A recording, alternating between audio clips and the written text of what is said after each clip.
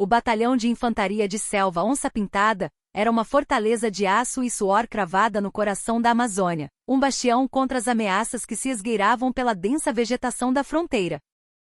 Mas no núcleo dessa fortaleza, um veneno corrosivo se espalhava silenciosamente, capaz de derreter até o mais resistente dos metais.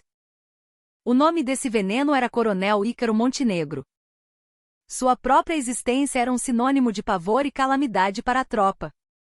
Ninguém ousava questionar sua competência como comandante de campo, mas sua personalidade era uma amálgama tão cruel e distorcida que ofuscava completamente qualquer habilidade que possuísse. Aos seus olhos, os subordinados não passavam de peças descartáveis ou, na melhor das hipóteses, escravos cuja única função era validar seu poder absoluto. Se a bota de um soldado estivesse com um cadarço minimamente frouxo, a punição era imediata e desproporcional. Se um oficial subalterno desviasse o olhar durante uma apresentação, era esmagado por uma torrente de insultos que visavam aniquilar não apenas sua moral, mas sua própria identidade. Seu gabinete vivia imerso numa tensão gélida e palpável. O simples som de seus passos no corredor era o suficiente para que todos prendessem a respiração. A tirania de Ícaro Montenegro parecia não ter limites, mas havia uma única pessoa capaz de contê-lo: o general de divisão Plínio Valadares, uma figura paternal e respeitada por todo o comando. O general Valadares, ao mesmo tempo que reconhecia a capacidade estratégica de Montenegro, mantinha sua índole feroz sob rédea curta, sempre vigilante. Diante do chamado do general, a mais selvagem das feras se transformava em um cordeiro dócil. Montenegro curvava-se, mas não por respeito. Era submissão calculada de quem sabe exatamente quem segura a coleira. Certo dia, porém, uma fissura invisível começou a se formar nas fundações daquela unidade. A notícia de que o general Valadares fora evacuado às pressas para o Hospital Militar de Área em Brasília, devido a um problema cardíaco crônico, espalhou-se como um rastilho de pólvora. O parecer do corpo médico, que recomendava no mínimo algumas semanas de repouso absoluto, soou para Montenegro como o estalar de corrente se partindo. A ausência do general significava que o escudo que o continha havia desaparecido. No primeiro dia sem a supervisão de Valadares, a loucura de Montenegro explodiu como se estivesse represada por anos. Antes mesmo do sol nascer, ele convocou todo o batalhão para o pátio de formaturas. Sobre o solo úmido pelo sereno da madrugada, ele iniciou uma sessão de punições coletivas, justificada apenas por seu mau humor. Sob o pretexto hipócrita de fortalecer o espírito para desejar a pronta recuperação do nosso general, os soldados foram forçados a rolar na lama até que o sol estivesse a pino. Ei, você aí! Tenente Mendes. A voz de Montenegro era cortante como gelo. Caio Mendes, um jovem tenente recém-formado, correu em sua direção, o uniforme transformado num amontoado de lama. Sim, senhor coronel. Por acaso você é cego, tenente? Não está vendo aquele soldado desmaiado ali? Por causa de um verme como ele, a disciplina de todo o batalhão Onça Pintada está ruindo.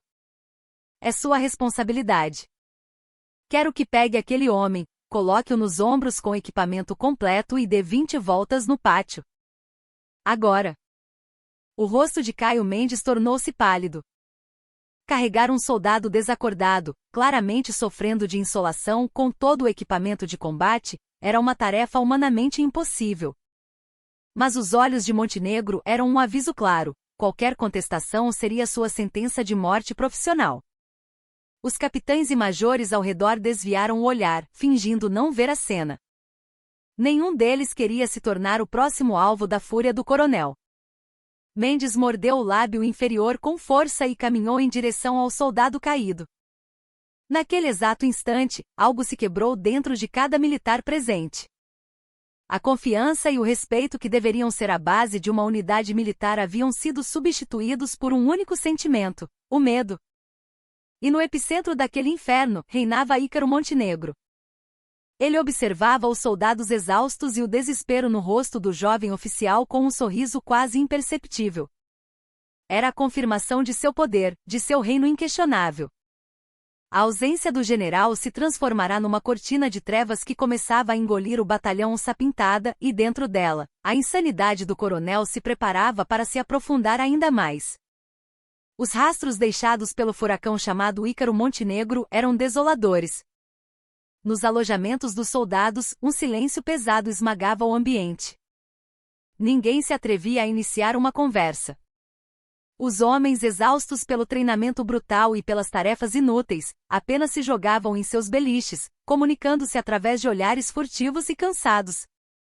O nome Montenegro tornará-se uma palavra proibida. Contudo, a raiva reprimida sempre encontra uma forma de vazar. Após o toque de silêncio, quando as luzes se apagavam e as rondas dos oficiais de dia terminavam, sussurros começavam a brotar nos cantos escuros dos alojamentos. Fiquei sabendo que o tenente Mendes destendeu o ligamento do ombro. E aquele soldado que desmaiou. Parece que não foi só insolação. Tiveram que transferi-lo para um hospital em Manaus. Aquele desgraçado é o diabo em pessoa. O general Valadares mal saiu e ele já acha que é o dono do mundo. As vozes estavam carregadas de uma mistura de fúria e impotência. Alguém começou a fungar no escuro. Para um jovem recruta de 18 anos, recém-saído de casa, aquele lugar era o próprio inferno. E o que a gente pode fazer? Uma voz mais velha de um sargento prestes a dar baixa cortou o ar. Temos que agradecer por ainda estarmos respirando. É baixar a cabeça e esperar. A frase caiu como água fria sobre os demais. Era verdade. Eles não podiam fazer nada, exceto rezar para que o tempo passasse rápido ou para que um milagre acontecesse e o coronel Montenegro fosse transferido para o mais longínquo rincão do país. Suas preces eram desesperadas, mas a realidade era sombria. Para os oficiais, a situação não era diferente. Aqueles que serviam diretamente sob o comando de Montenegro viviam num campo minado diário. O major Ciro Tavares, chefe de operações, já não conseguia viver sem seus antiácidos e analgésicos.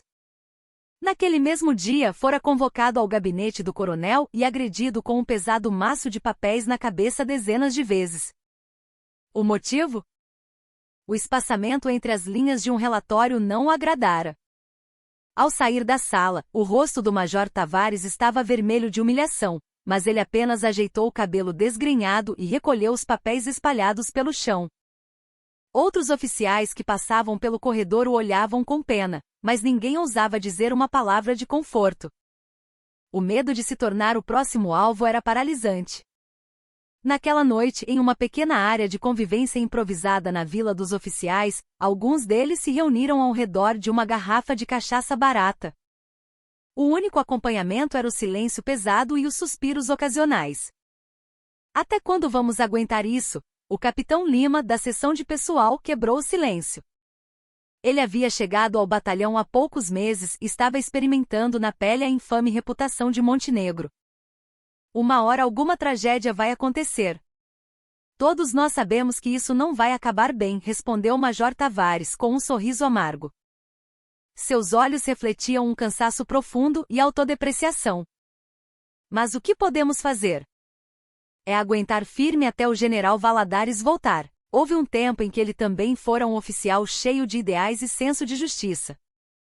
Anos sob o comando de Montenegro haviam corroído sua bravura, deixando apenas um resquício de covardia e resignação. Ouvi um boato de que vão mandar alguém para assumir como comandante interino, comentou o Major Barros, da logística, tentando mudar de assunto. Provavelmente algum oficial de gabinete de Brasília, que passou a vida atrás de uma mesa, retrucou Tavares com desdém. Vai chegar aqui e ser engolido pela arrogância do Montenegro no primeiro dia. Sinceramente, sinto pena do coitado que vier. Todos concordaram com um aceno de cabeça. Na imaginação deles, o novo comandante interino era como uma vela frágil diante da tempestade que era Ícaro Montenegro. Sentiam pena da nova vítima, mas, ao mesmo tempo, um egoísta alívio os consumia, pois as flechas que seriam atiradas contra o recém-chegado os poupariam por mais algum tempo. O batalhão se desintegrava lentamente. Os soldados haviam perdido a esperança e os oficiais a consciência. Os sussurros no escuro foram dando lugar a um silêncio cínico, preenchido apenas pelo peso da culpa por serem cúmplices passivos de toda aquela situação. Todos sabiam, aquela paz estável não duraria. e a tempestade que se aproximava abalaria a unidade até suas raízes. O tempo no batalhão parecia ter congelado. A tirania do coronel Montenegro havia se tornado a rotina, e o sofrimento da tropa se transformará em uma resignação apática. O boato sobre a chegada de um comandante interino se desvaneceu com o passar dos dias, tornando-se uma memória distante. A conclusão geral era que até mesmo o alto comando em Brasília conhecia a reputação de Montenegro e ninguém em sã consciência aceitaria colocar os pés naquele inferno. Foi então que numa tarde quente e úmida uma viatura de comando desconhecida parou no posto de guarda da entrada da base. Do veículo desceram um motorista com um uniforme impecavelmente alinhado e um oficial que estava no banco de trás. Os sentinelas por hábito prestaram continência. Mas quando o oficial de dia na guarita identificou a insígnia no cap do oficial, seus olhos se arregalaram. Uma estrela. Uma única e brilhante estrela estava lá, inconfundível. Era um general de brigada. Selva. Sem alteração, meu general, o oficial de dia reportou com a voz firme. O general acenou levemente com a cabeça e passou pelo posto. Foi então que o oficial notou algo ainda mais surpreendente. Aquele general era uma mulher. Seus cabelos longos estavam presos num coque perfeito sob o cap, e seu rosto, sem maquiagem, transmitia uma impressão de firmeza e inteligência. A farda de combate ajustava-se perfeitamente ao seu corpo, mas não havia nela qualquer traço de ameaça. Ela parecia mais uma inspetora em visita de rotina, observando os arredores com uma calma silenciosa e analítica. Seu nome era Helena Guzmão. Formada na Academia Militar das Agulhas Negras com louvor, sua competência notável e caráter íntegro a fizeram ascender rapidamente na hierarquia predominantemente masculina do Exército. Quando o general Valadares adoeceu subitamente, o alto comando, após muita deliberação, a nomeou como comandante interina do batalhão. Não era uma simples substituição temporária. Era, talvez, uma ordem implícita para extirpar o câncer que apodrecia o batalhão Onça Pintada. A general Helena Guzmão não se dirigiu ao gabinete do comandante. Em vez disso, pediu ao motorista que dirigisse lentamente pelo perímetro da base. Seu olhar se deteve nos alojamentos desgastados pela umidade, nos campos de treinamento e nos soldados que trabalhavam com expressões vazias. Não havia vida nos olhos deles. Eram como cascas ocas, desprovidas de alma. Ela podia sentir, quase fisicamente, a atmosfera pesada e opressiva que envolvia toda a unidade. Aquele era o verdadeiro retrato do reino construído por Ícaro Montenegro. Naquele mesmo momento, Montenegro estava em seu gabinete, revisando um plano de operações. Quando seu subcomandante o informou da chegada da nova comandante, ele soltou uma risada de escárnio. Comandante interina? Uma mulher? Esses burocratas de Brasília estão mesmo querendo fazer piada. Bem, vamos ver a cara dela, então. Acompanhado pelo Major Tavares, Montenegro caminhou em direção ao gabinete do comando. Havia uma arrogância indisfarçável em seu andar. Ele pretendia deixar claro, desde o primeiro instante, quem era o verdadeiro rei daquele lugar. Uma mulher, provavelmente uma oficial de intendência que nunca sentiu o cheiro de pólvora, ousando bancar a comandante de uma unidade de selva. Sua mente já estava inundada de desprezo. Mas o gabinete estava vazio. Uma ruga de irritação se formou na testa de Montenegro. Onde ela se meteu? Primeiro dia no comando e já está passeando por aí? Ele gritou com o escriturário que passava por perto. Nesse instante, a porta se abriu silenciosamente e a general Helena Guzmão entrou. Ela acabará de retornar de sua inspeção. Suas botas estavam cobertas de poeira. Montenegro, de braços cruzados, a mediu de cima a baixo com um olhar de desdém explícito. Helena não desviou o olhar. Encarou-o de frente. Seus olhos eram calmos como um lago, mas de uma profundidade indecifrável. Boa tarde. Sou o coronel Ícaro Montenegro, comandante deste batalhão, ele disse de forma displicente, com uma continência que foi pouco mais que um aceno de cabeça. Era um ato claro de insubordinação. Ao seu lado, o Major Tavares soava frio, incapaz de se mover. Boa tarde. Sou a general de brigada Helena Guzmão, designada comandante interina. A voz dela era serena. Ela não se deixou abalar pela atitude grosseira de Montenegro. Pelo contrário, olhou-o diretamente nos olhos e acrescentou em voz baixa: conto com sua colaboração, coronel. Ela deu uma ênfase sutil na palavra coronel. Não era apenas uma patente. Era um aviso frio para que ele se lembrasse exatamente da hierarquia entre eles. Montenegro sentiu uma pontada de irritação, mas rapidamente a dissipou com um sorriso zombeteiro. Tentar enfrentá-lo? Que patético! Ele antecipou quão divertido seria o futuro, e um canto de sua boca se curvou num sorriso torto. Uma faísca invisível saltou entre os dois. A visitante inesperada era o olho do furacão. Nos dias que se seguiram à chegada da general Helena Guzmão, uma estranha calmaria se instalou no batalhão Onça Pintada. Para a surpresa do coronel Montenegro, ela agiu de uma forma completamente diferente do esperado. Não ficou trancada no gabinete mergulhada em papelada nem convocou reuniões para apresentar planos mirabolantes. Em vez disso, todas as manhãs, antes da alvorada, ela corria no pátio de formaturas junto com os soldados. Na hora das refeições, aparecia de surpresa em um dos refeitórios, pegava uma bandeja e comia exatamente a mesma comida que os recrutas. No início, os soldados se sentiam desconfortáveis com sua presença, mas ela quebrava o gelo com perguntas simples e diretas. Como foi o treinamento hoje? Muito puxado? A comida está boa? Se precisarem de algo, podem falar. Suas perguntas não tinham tom de autoridade, e sua voz era acolhedora. Os soldados que há anos não recebiam qualquer tipo de atenção de um oficial superior, não sabiam como reagir, mas sentiam um calor incomum no peito. Um deles, sem perceber, começou a falar sobre sua família no sertão nordestino. Outro, empolgado, contou seus planos para a próxima dispensa. Helena ouvia a todos pacientemente, às vezes rindo com eles, outras vezes oferecendo palavras de genuíno encorajamento. Essa postura da general era uma fonte constante de irritação para Montenegro. Ele via aquela estrangeira, em seu reino, como uma afronta direta ao seu método de comando. Uma mulher tagarelando com a praça. Onde já se viu isso?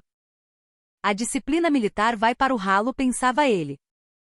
Várias vezes sentiu vontade de intervir, mas não tinha um pretexto plausível. Como proibir a comandante interina de realizar atividades que visavam elevar o moral da tropa? Coronel, a nova comandante solicitou o plano de treinamento tático para esta semana. O Major Tavares entregou-lhe o relatório com cautela. Montenegro arrancou o documento de suas mãos e bufou. Tática? O que uma burocrata de Brasília entende de tática de selva? Vamos ver até onde a palhaçada dela vai. De propósito, Montenegro omitiu informações cruciais do relatório e incluiu manobras de deslocamento que eram impraticáveis no terreno amazônico. Seu plano era simples: se ela aprovasse o documento sem perceber os erros, ele a humilharia na frente de toda a oficialidade, expondo sua incompetência. Se ela apontasse os problemas, ele a bombardearia com jargões técnicos e termos complexos até que ela se calasse, intimidada. No dia seguinte, Helena convocou Montenegro e os principais chefes de seção para uma reunião. Com os braços cruzados e uma postura relaxada, Montenegro recostou-se na cadeira, esperando pelas perguntas tolas que certamente viriam. Helena folheou o relatório em silêncio por um longo tempo, depois ergueu os olhos para ele. Coronel Montenegro, foi o senhor quem elaborou este plano? Com certeza, minha general, ele respondeu, cheio de si. Curioso, disse ela, apontando para uma página específica. Esta rota de suprimentos planejada para o pelotão X exatamente a mesma que causou um grave problema de isolamento durante o último exercício em período de chuvas. E este flanco de manobra para os blindados passa por uma área de Igapó que, com as chuvas atuais, está completamente alagada, tornando impossível o trânsito de veículos pesados. Um especialista em operações na selva como o senhor não poderia desconhecer esses fatos. Não consigo entender por que um plano como este foi apresentado. Sua voz era baixa, mas o ar na sala de reuniões congelou. Ela havia identificado as armadilhas que ele preparara e as desarmou com uma análise muito mais profunda e precisa. Os outros oficiais presentes ficaram boquiabertos. Naquele momento, todos perceberam que ela não era uma simples oficial de administração. Ela era uma estrategista de verdade. O rosto de Montenegro ficou vermelho. Ele estava chocado, mas tentou disfarçar, improvisando uma desculpa. Isso faz parte de uma tática de contra-inteligência, para surpreender o inimigo com o inesperado. Existe uma diferença entre tática e imprudência, Coronel Helena o interrompeu. Seu olhar era afiado como a lâmina de um facão. O fundamento da tática militar não é um jogo de azar que aposta a vida dos nossos soldados. O relatório está rejeitado. Quero um plano realista na minha mesa até o fim do dia. Dispensados. Ela se levantou e a reunião terminou. Montenegro permaneceu sentado, o rosto petrificado, incapaz de se mover. Era a primeira vez em sua vida que sentia tamanha humilhação. Sentia-se como se a raposa que ele subestimara tivesse lhe dado um golpe certeiro pelas costas. A raiva subiu-lhe à cabeça. Ele cerrou os punhos com tanta força que as unhas cravaram na palma de suas mãos, mas a sensação de vexame era ainda mais dolorosa. A calmaria antes da tempestade havia acabado. Montenegro tomou uma decisão. Não a trataria mais como uma general mulher. Ela era uma inimiga que ameaçava seu reino. E inimigos devem ser esmagados, a qualquer custo. Um brilho assassino acendeu em seus olhos. A fúria do coronel Ícaro Montenegro era como lava fervente prestes a entrar em erupção. Depois de ser publicamente repreendido pela general Helena Guzmão, sua crueldade atingiu o ápice. Ele passou a procurar o menor dos pretextos para atacar seus subordinados. Sua fúria era, na verdade, uma manifestação de sua própria insegurança. Ao esmagar alguém em público, ele queria provar, de forma teatral, que o verdadeiro soberano daquele batalhão ainda era ele. Naquela noite, Montenegro caminhou para o refeitório dos oficiais com o rosto crispado. Havia pulado o almoço e a fome o corroía, mas seu humor estava ainda pior. Durante o dia, ele havia humilhado o Major Barros por causa do estado de conservação do paiol de munições, deixando-o à beira de um colapso nervoso. Mais tarde, atirou o motorista que havia lavado sua viatura numa poça de lama, alegando que suas botas não estavam suficientemente engraxadas. Mas nada disso aplacava sua ira. Sua raiva tinha um único alvo, Helena Guzmão. Ele empurrou a porta do refeitório com violência. O rangido agudo fez com que todos os sons cessassem instantaneamente. Oficiais que comiam, sargentos que conversavam, todos congelaram, olhando para a figura de Montenegro parada na entrada. Sua mera presença tornava o ar pesado como chumbo. Os oficiais se levantaram de um salto e prestaram continência. Selva. Montenegro ignorou as saudações como se fossem um incômodo e pegou uma bandeja. Os cozinheiros, tremendo, serviram porções muito maiores do que o normal em seu prato. Ele pegou a bandeja em silêncio e procurou um lugar para sentar. Todos baixaram a cabeça, evitando seu olhar. Ninguém queria se sentar perto dele, e as mesas ao seu redor se esvaziaram como se ele fosse portador de uma doença contagiosa. Ele se jogou numa cadeira na mesa mais afastada, perto da janela. Foi então que seus olhos fixaram em alguém. A 2 mesas de distância, na diagonal, uma militar estava sentada sozinha, jantando. Sua cabeça estava levemente inclinada, concentrada na comida, então não era possível ver seu rosto com clareza, mas o cabelo preso num coque e os ombros firmes indicavam que era uma mulher. Ela não havia se levantado quando ele entrou. Não prestara continência. E até aquele momento parecia completamente alheia à sua presença, continuando a comer com calma. A pressão sanguínea de Montenegro disparou. Que porra de mulher é essa que ignora um coronel? Pensou ele.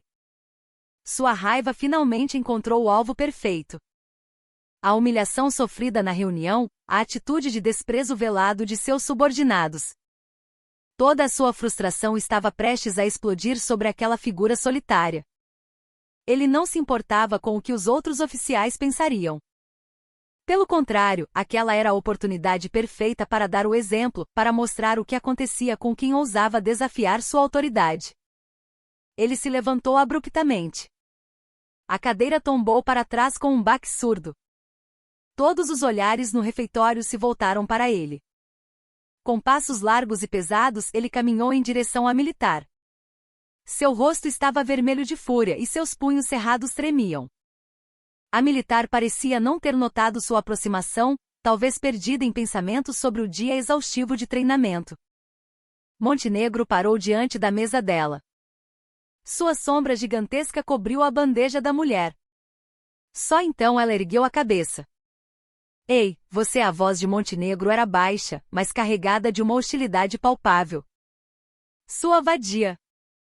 Você não tem qualificação para comer usando essa farda. Por acaso eu sou invisível? Ela piscou, parecendo momentaneamente confusa. Então reconheceu o homem à sua frente como o Coronel Montenegro. Um coronel entra no recinto e você continua de cabeça baixa, enchendo o bucho? Não vai prestar continência, sua imprestável? O grito de Montenegro ecoou por todo o refeitório. Os outros oficiais assistiam à cena paralisados pelo horror. Alguns rezavam em silêncio para que ele não soubesse quem ela era, para que ela pedisse desculpas rapidamente e encerrasse a situação. Mas Montenegro não tinha intenção de parar. Ofegante de raiva, ele agarrou a bandeja dela com uma das mãos. Sem hesitar, virou-a sobre a cabeça da mulher. Com um som metálico e repugnante, o arroz, o feijão tropeiro e o caldo quente escorreram por sua cabeça, rosto e uniforme. O vapor subia da comida enquanto os restos escorriam lentamente por seu cabelo e pescoço. O refeitório mergulhou num silêncio absoluto. O tempo parecia ter parado. Todos prenderam a respiração. O Major Tavares, que assistia a tudo, ficou de boca aberta, incapaz de acreditar no que via. Ele sabia. Eles haviam cruzado um ponto sem retorno. Montenegro respirava com dificuldade, um sorriso de escárnio no rosto. Estava satisfeito com seu ato. E então? Caiu na real agora? Olhe bem para onde você está e para quem está olhando. No exato momento em que ele se deleitava com sua suposta vitória, o ar no refeitório não apenas congelou, mas pareceu se estilhaçar. O tempo parou, os sons desapareceram. Apenas a respiração ofegante do coronel Montenegro e o som da comida pingando no chão quebravam o silêncio. Todos os olhares estavam fixos em um único ponto, a militar sentada, imóvel, coberta de comida. Ela levantou a cabeça, muito lentamente. Nem sequer tentou limpar os grãos de arroz e o molho que escorriam por seu rosto. Sua expressão era de uma calma assustadora.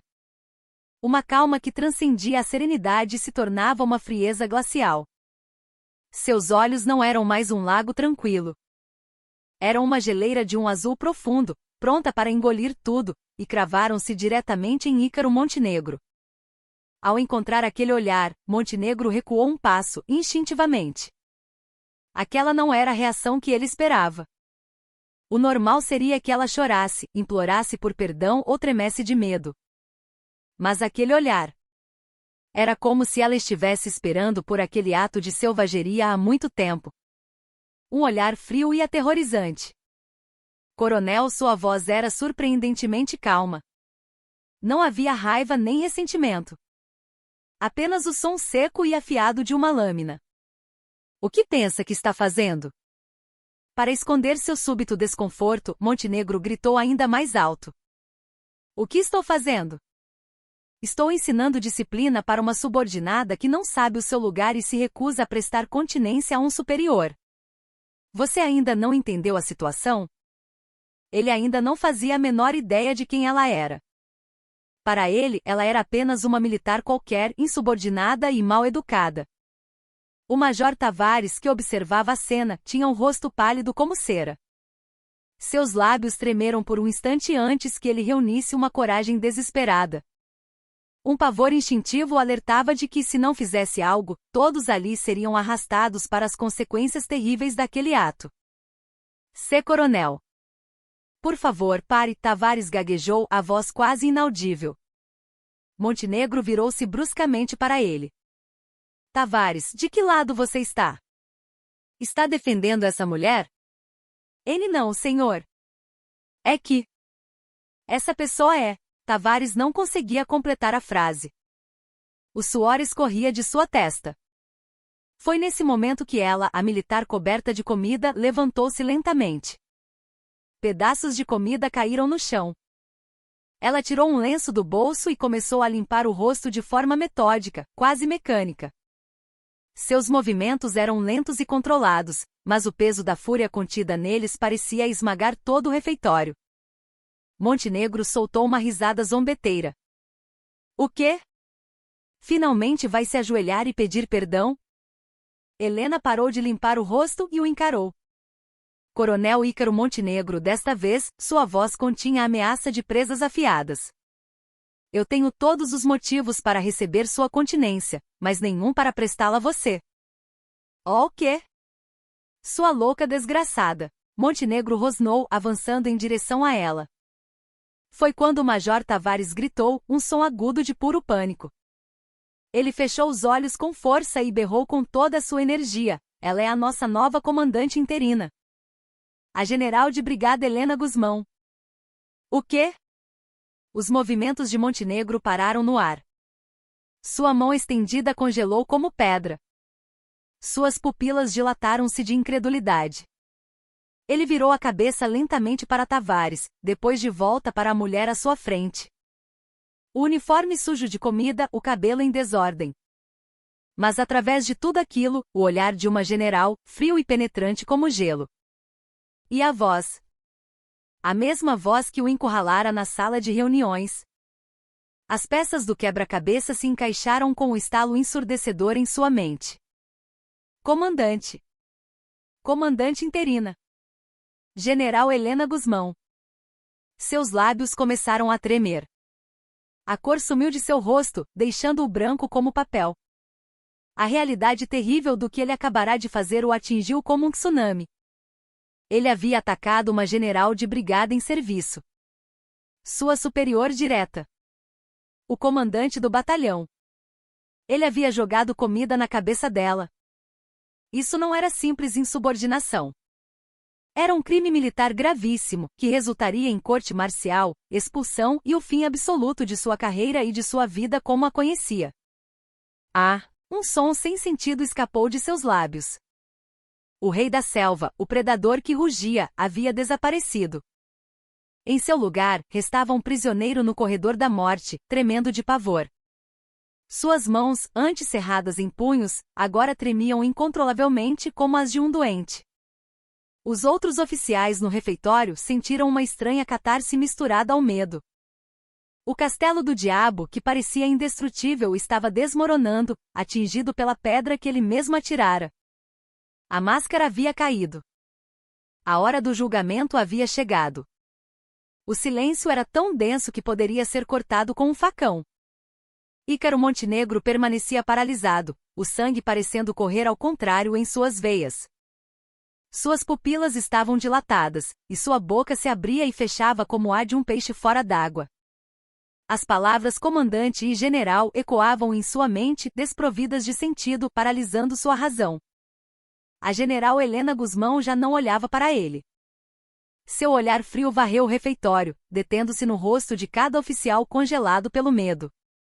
Seus olhos pareciam gravar a expressão de cada um, a pena, o terror e até um certo alívio. Sempre que seu olhar cruzava com o de alguém, o oficial baixava a cabeça como um criminoso. A culpa por terem sido espectadores passivos daquela cena grotesca pesava sobre seus ombros. Polícia do Exército, a voz baixa de Helena ressoou pelo salão. Era um sussurro, mas carregado de um poder maior que qualquer grito. 2 soldados da PE que já aguardavam do lado de fora cientes da situação, entraram com movimentos precisos e pararam diante dela. Selva. O comandante da PE já foi informado, minha general. Ótimo, disse Helena, sem se virar, ainda de costas para Montenegro. Prendam o coronel Ícaro Montenegro em flagrante. No momento em que a ordem foi dada, um resquício de sanidade voltou a Montenegro. Ele gritou, a voz trêmula e patética, Te prender? General. Foi um mal-entendido. Eu juro que não a reconheci. Helena virou-se lentamente e, pela primeira vez, olhou-o diretamente nos olhos. Havia neles não raiva ou desprezo, mas uma espécie de piedade fria. Mal-entendido, coronel, sua voz era como gelo. Mesmo que eu fosse um recruta, o ato de jogar comida na cabeça de um subordinado durante uma refeição é um ato de violência inaceitável. Deixando as patentes de lado, o senhor violou a decência humana. Deixando a lei de lado, o senhor cometeu um ato imperdoável. E ainda ousa falar em mal-entendido? Cada palavra era uma adaga que se cravava no coração de Montenegro. Ele não conseguiu responder. A partir deste momento, o coronel Ícaro Montenegro está exonerado de seu posto. Todos os seus poderes de comando estão revogados. Ele ficará em prisão domiciliar em sua residência oficial. Isolem todas as suas comunicações com o exterior. Ninguém poderá vê-lo sem a minha autorização. Executem. Agora. Sim, senhora. Os soldados da PM se aproximaram de Montenegro. O homem que antes fazia o batalhão inteiro tremer agora era arrastado sem forças, os braços imobilizados. Como um último ato de desespero, ele gritou: "Vocês não podem fazer isso. Eu fiz tudo por este batalhão. General, por favor, só mais uma chance." Seus gritos foram abafados quando os soldados o levaram para fora do refeitório. Com a saída do demônio, um silêncio pesado voltou a reinar. Helena, ainda coberta de comida, virou-se para os oficiais restantes. "Olhem para mim." Ao som de sua voz, os oficiais ergueram a cabeça, assustados. O que aconteceu aqui hoje não é culpa de um homem só.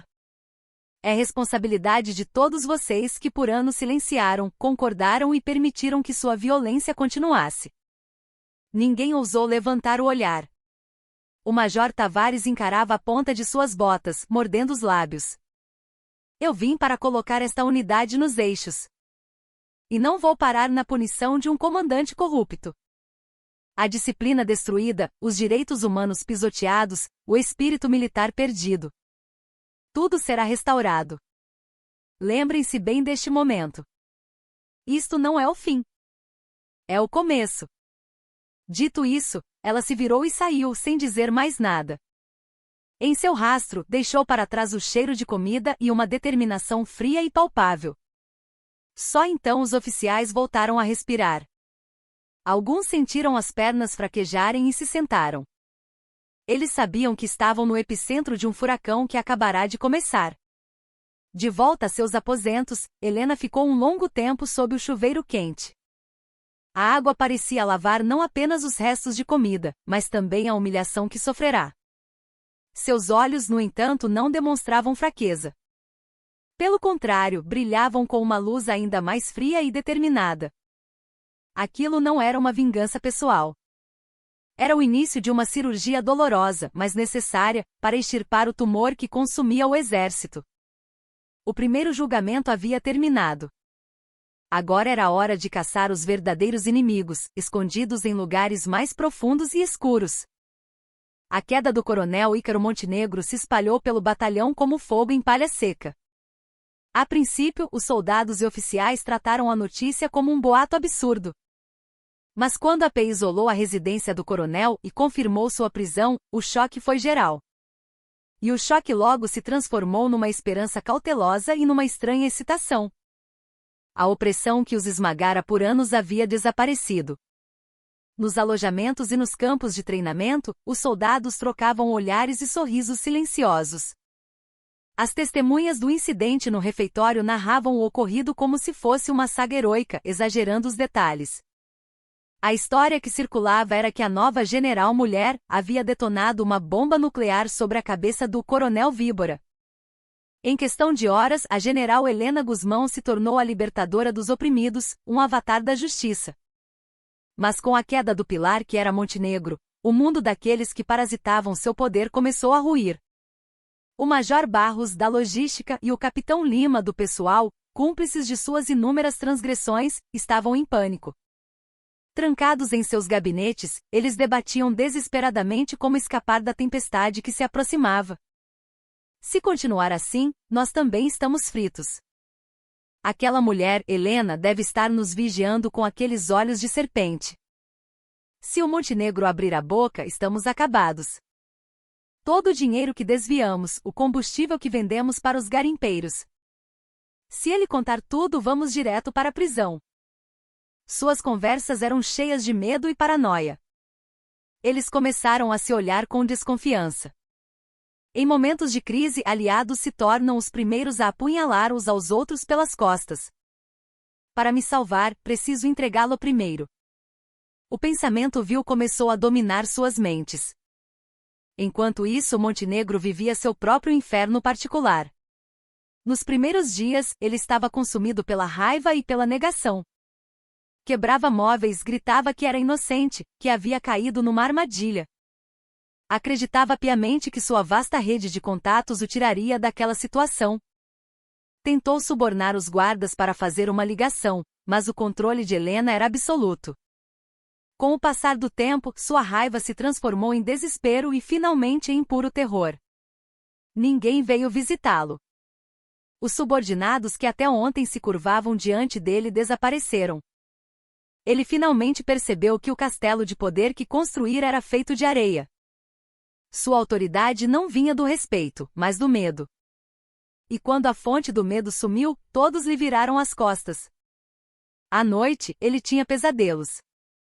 Via os olhos frios de Helena o perfurando, via a comida da bandeja se transformar em larvas que devoravam seu corpo. Acordava gritando, encharcado de suor frio. O homem que fora o rei do batalhão Onça Pintada não existia mais. O que o espelho refletia era apenas a figura patética de um homem de meia idade, consumido pelo medo. Ele começou a lutar para sobreviver. Precisava minimizar seus crimes. Isso, eu não a humilhei de propósito. Eu estava apenas tentando manter a disciplina. A culpa é dela por não ter se identificado. Ele tentava reconstruir seu ego estilhaçado com autojustificativas. E tomou uma decisão: não afundaria sozinho. Se fosse cair, levaria consigo todos que se beneficiaram de seu poder. Major Tavares, Major Barros, Capitão Lima. Ele começou a listar mentalmente cada um de seus crimes, afiando sua lâmina de vingança. A queda de Montenegro não era apenas o fim de um homem. Era o sinal que expunha o pus que infeccionava toda a organização. A fissura que sua queda criou estava se alastrando, pronta para trazer à luz todos os segredos sórdidos escondidos na escuridão. O batalhão estava na véspera de uma grande tempestade. A general Helena Guzmão agiu rápido. Após prender Montenegro, ela montou uma equipe de investigação especial. Em vez de pedir ajuda a Brasília, ela selecionou pessoalmente oficiais e sargentos de dentro do batalhão, conhecidos por sua integridade. Era uma declaração de sua intenção: resolver o problema com os recursos da própria unidade, estimulando uma autocorreção. A sala da equipe de investigação ficava acesa 24 horas por dia. No início, o clima era pesado. O medo de uma possível retaliação de Montenegro ainda pairava no ar. Ninguém acreditava que seu poder tivesse desaparecido completamente. O cartel do silêncio era forte. Helena não forçou ninguém. Em vez disso, instalou uma urna de denúncias anônimas na entrada da sala e enviou uma mensagem a todos os membros do batalhão: a voz de vocês pode mudar esta unidade. Não ignorem a injustiça que sofreram ou testemunharam. A coragem de vocês é o que pode salvar o batalhão Onça Pintada. Eu prometo, com a minha própria carreira, proteger a identidade de cada denunciante. Seu apelo sincero começou a derreter o gelo nos corações dos militares. Aos poucos, os que hesitavam começaram a ganhar coragem. A primeira denúncia veio do tenente Caio Mendes. Após uma noite em claro, ele escreveu, com as mãos trêmulas, um relato detalhado de tudo o que sofreu. O desespero daquele dia no pátio, a humilhação pública, a lesão no ombro. Suas lágrimas mancharam o papel. A coragem de Mendes acendeu uma chama em outros. A urna começou a receber dezenas de cartas todas as noites. Não eram simples reclamações. Eram registros de anos de sofrimento, gritos de dor e desespero. Um soldado contou como lesionou as costas trabalhando no jardim da casa de Montenegro e, em vez de receber tratamento, foi acusado de fingimento e quase preso. Um sargento narrou como foi repetidamente preterido em promoções por não agradar ao coronel. Outro oficial revelou o fato chocante de que Montenegro havia assediado verbalmente sua esposa. As denúncias se sucediam, revelando problemas estruturais que iam muito além da violência de Montenegro. Desvio de material, venda ilegal de combustível, apropriação de verbas de treinamento.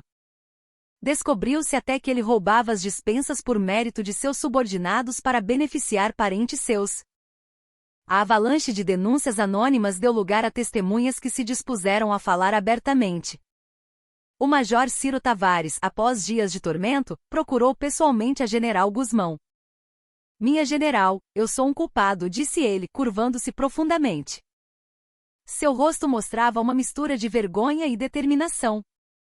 "Eu sabia da tirania do coronel Montenegro e me calei. Fui um covarde. Não quero mais sentir vergonha de mim mesmo diante dos meus subordinados.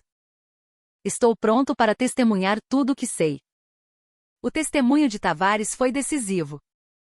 Como um dos assessores mais próximos de Montenegro, ele forneceu detalhes e provas de inúmeros atos de corrupção. Com base em seu depoimento, a equipe de investigação realizou uma busca no gabinete e na residência do coronel. Em um cofre pessoal, encontraram maços de dinheiro de origem duvidosa, livros caixa duplos e documentos internos que comprovavam os crimes. O caso deixou de ser sobre os abusos de um comandante para se tornar um escândalo de corrupção em larga escala. Helena cerrou os lábios enquanto lia as pilhas de documentos e testemunhos. A podridão era muito mais profunda do que ela imaginava. Ela jurou a si mesma que arrancaria aquela raiz maligna pela base. Ela não decepcionaria a coragem daqueles soldados e oficiais. A noite mais escura do batalhão Onça Pintada estava chegando ao fim. Quanto mais a investigação avançava, mais a teia de corrupção se revelava. Não era apenas corrupção, era uma traição que minava a capacidade de combate da unidade e ameaçava a segurança nacional. O testemunho do Major Tavares e os livros caixa apreendidos foram a chave. Neles constavam nomes de empresas civis desconhecidas e registros de transferências de grandes somas de dinheiro.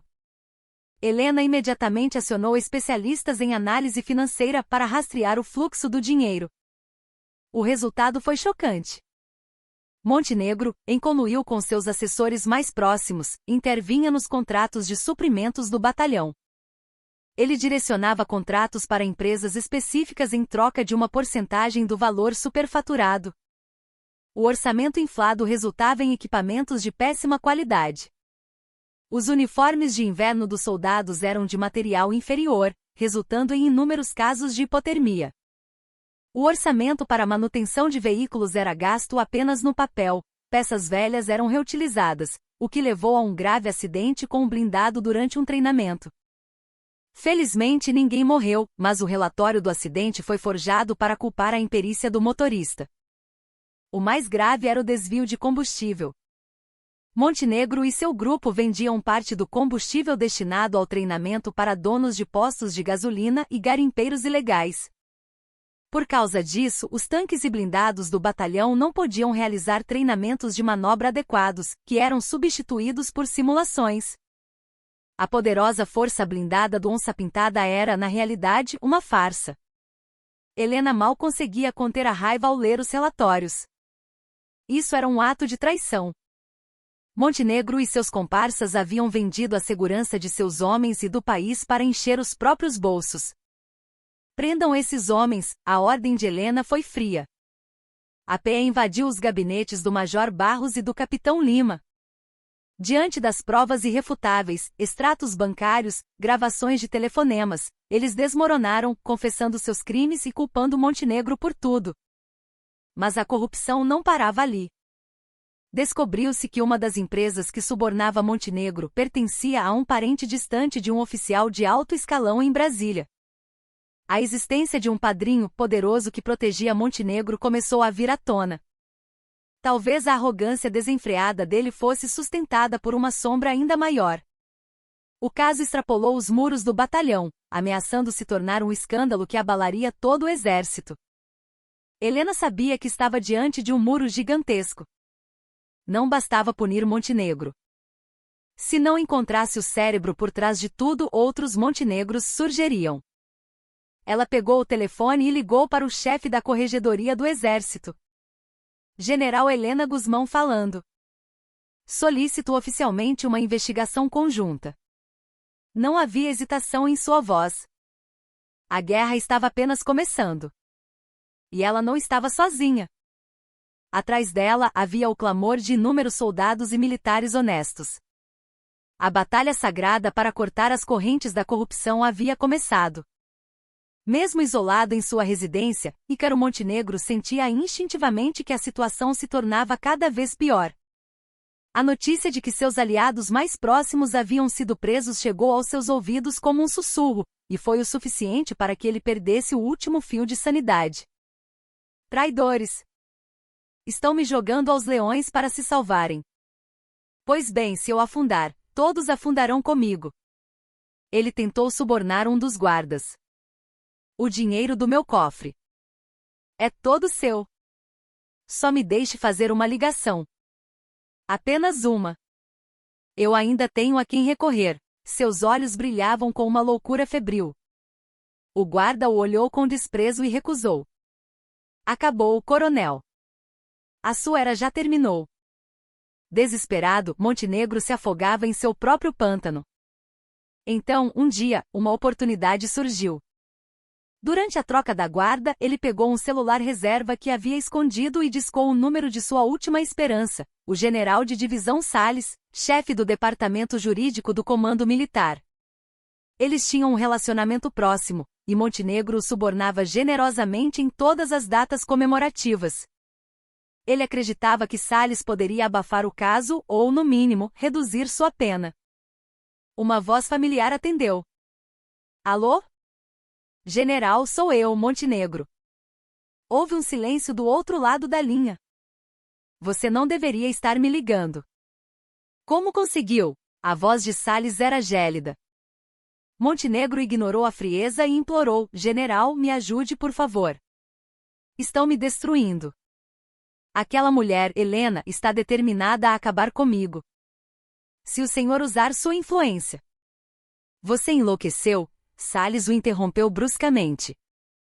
Acha que isso é um problema que pode ser resolvido no seu batalhão? A Corregedoria Central desceu aí. O exército inteiro está um caos por sua causa. Se eu te defender agora, minha cabeça rola junto. Você perdeu o juízo? Mas, general, tudo o que fiz por você. A nossa amizade. Do que você está falando? A voz de Salles ficou ainda mais fria. Nunca tivemos nada.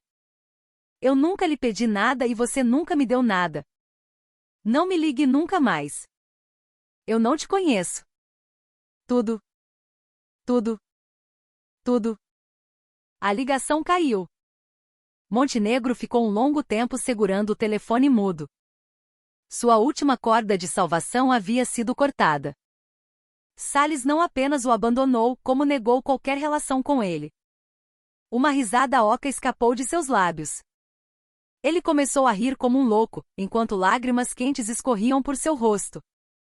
Ele estava completamente sozinho. Todas as suas conexões, todo o seu poder, eram uma miragem. Ele era um cão de caça velho, descartado sem cerimônia. O rosto da general Helena Guzmão surgiu em sua mente. O olhar frio que ela lhe dera, mesmo coberta de humilhação. Só então ele entendeu. Não estava lutando contra uma simples mulher. Estava lutando contra o monstro que sua própria arrogância, tirania e corrupção haviam criado.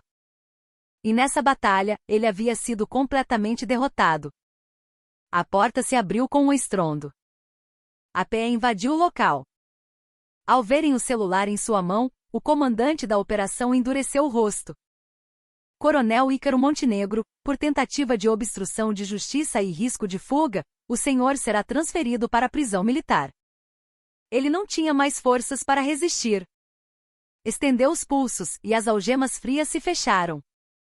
Ao sair de sua residência, o ar frio da noite tocou seu rosto. Ele olhou para o céu. Apenas uma escuridão sem estrelas o saudava. Não havia para onde voltar. Seu reino havia desmoronado, e tudo o que lhe restava era a queda sem fim. A atmosfera no tribunal militar era mais tensa do que nunca. No dia do primeiro julgamento do coronel Ícaro Montenegro e seus cúmplices, a sala estava lotada. O caso já havia se tornado um escândalo nacional.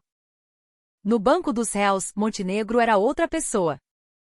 A arrogância do tigre havia desaparecido, dando lugar a um homem envelhecido e frágil. Ao seu lado, o Major Barros e o Capitão Lima mantinham a cabeça baixa, sem sequer se olharem. A promotoria começou a ler as acusações: abuso de poder, agressão e tratamento desumano a subordinados, suborno, peculato, prevaricação. A lista era interminável. A cada crime detalhado, um murmúrio de choque percorria a plateia. O clímax foi o depoimento das testemunhas. O primeiro foi o tenente Caio Mendes. Com a voz trêmula, mas firme, ele narrou a humilhação que sofrerá. Ao final de seu depoimento, muitos jovens oficiais na plateia tinham os olhos marejados. Em seguida, o Major Ciro Tavares subiu ao púlpito. Olhando diretamente para Montenegro, ele confessou todos os crimes que havia testemunhado e dos quais fora cúmplice. Detalhou o esquema com os fornecedores, o recebimento de propinas e como as ações do coronel haviam prejudicado a prontidão da tropa, apresentando provas concretas. O advogado de Montenegro tentou desesperadamente negar as acusações. Alegou que o incidente no refeitório fora um ato disciplinar que saiu do controle, e que a corrupção era obra de seus subordinados, sem seu conhecimento. Mas suas desculpas patéticas se desfaziam diante da montanha de evidências. O golpe final foi quando a promotoria apresentou uma gravação de Montenegro negociando propina com um fornecedor. Pode colocar o pneu mais barato nesses blindados. A diferença a gente acerta como da última vez. Ninguém vai notar. O importante é rodar. Ao ouvir sua própria voz ecoar pelo tribunal, Montenegro encolheu os ombros e baixou a cabeça. Não havia mais defesa. Por fim, a promotoria chamou a general Helena Guzmão como testemunha de referência. Ela se sentou em silêncio, observando o julgamento. Quando o juiz pediu sua opinião, ela se levantou e, em vez de se dirigir ao juiz, virou-se para o banco dos réus. Ela não disse uma única palavra de acusação pessoal contra Montenegro. Em vez disso, com uma voz firme e solene, declarou: este tribunal não está julgando apenas um militar corrupto. Estamos julgando o peso do crime de manchar a honra da farda e trair o juramento à pátria. A arma na mão de um soldado deve apontar para o inimigo, não para seus subordinados ou para o povo. Aplicar a punição devida ao ex-coronel Montenegro é o caminho para restaurar a confiança no exército e para proteger a honra da grande maioria dos militares que servem com dedicação e integridade. Suas palavras ecoaram profundamente no coração de todos os presentes. Finalmente, o juiz proferiu a sentença. O réu Ícaro Montenegro, tendo esquecido seus deveres como militar e usado sua posição para ganho pessoal, tendo violado os direitos de seus subordinados, em última instância causado grave dano à segurança nacional, é considerado culpado. Este tribunal o sentencia à expulsão desonrosa com a perda de sua patente e a 15 anos de reclusão. 15 anos. Ao ouvir a sentença, Montenegro cambaleou e caiu sentado. O mundo ao seu redor ficou mudo. Ele só conseguia ouvir o som de sua vida se estilhaçando. Os guardas o levantaram e o arrastaram para fora. Foi a última vez que o demônio que governara o batalhão foi visto. A justiça fora feita. Helena levantou-se silenciosamente e deixou o tribunal. Sua missão ainda não havia terminado. A hora da punição acabará. Era a hora de começar a cura. Após a sentença, foi como se um inverno longo e rigoroso finalmente tivesse dado lugar à primavera no batalhão Onça Pintada. A sombra do medo e da opressão se dissipou, e em seu lugar brotou uma esperança cautelosa e uma energia renovada. Os soldados voltaram a sorrir. As conversas nos alojamentos não eram mais sobre fofocas ou resignação, mas sobre planos para o futuro, saudades da família e sonhos. A cultura entre os oficiais também mudou. A obediência cega a ordens injustas deu lugar a debates abertos e a busca por soluções racionais. A general Helena Guzmão assumiu seu papel não como carrasca, mas como uma verdadeira líder. Ela trabalhou incansavelmente para reconstruir a capacidade de combate da unidade. Treinamentos que só existiam no papel se tornaram exercícios realistas e intensos. Equipamentos velhos foram substituídos, e os soldados passaram a receber suprimentos de qualidade. Numa manhã de céu azul, todo o batalhão se reuniu no pátio de formaturas. Era a cerimônia oficial de posse da general Helena Guzmão como comandante titular. O general Plínio Valadares, já recuperado, havia pedido para ir para a reserva, assumindo a responsabilidade de comando pelo ocorrido. Helena, aclamada por todos, foi nomeada sua sucessora. No palanque, ela dispensou o discurso formal e falou com uma voz sincera. Eu não vou prometer a vocês um exército mais forte ou um exército vitorioso. Antes disso, prometo construir um exército do qual queiramos fazer parte. Um lugar de respeito e confiança mútuos, onde podemos confiar nossas vidas aos nossos companheiros. A verdadeira força não vem de gritos ou violência, mas da confiança e da clareza de nosso propósito. Estamos aqui para proteger nosso povo e nossa nação, não para oprimir uns aos outros. Nunca nos esqueçamos dessa nobre missão. Quando ela terminou, uma onda de aplausos explodiu no pátio. Não era uma formalidade. Era uma aclamação genuína. Após a cerimônia, enquanto caminhava pelo pátio, um jovem oficial se aproximou e prestou uma continência impecável. Era o tenente Caio Mendes. O rosto que antes era marcado pelo desespero agora brilhava com confiança e orgulho. Selva, minha general. Conto com a senhora. Não havia tremor em sua voz. Helena retribuiu a continência com um sorriso suave. Eu também conto com você, tenente. Em seus olhos ela via o futuro brilhante daquele jovem oficial, dos soldados que ele lideraria e do batalhão Onça Pintada, renascido das cinzas. A escuridão do inferno havia se dissipado completamente. As cicatrizes eram profundas, mas eles